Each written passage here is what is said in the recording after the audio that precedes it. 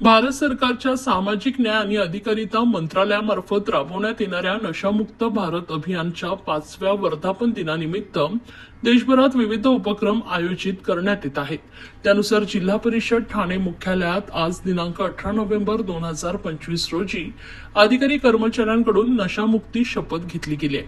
जिल्हा परिषदेतील शपथविधी कार्यक्रमास उपमुख्य कार्यकारी अधिकारी अविनाश फडतरे, शिक्षण अधिकारी बाळासाहेब राक्षे, समाज कल्याण विभाग प्रमुख तसेच कार्यक्रमाचे जिल्हा नोडल अधिकारी उज्ज्वला सपकाळे, जिल्हा कार्यक्रम अधिकारी महिला व बाल कल्याण विभाग संजय बागुल, कार्यकारी अभियंता युवराज कदम तसेच जिल्हा परिषदेतील विविध विभागांचे अधिकारी कर्मचारी उपस्थित होते।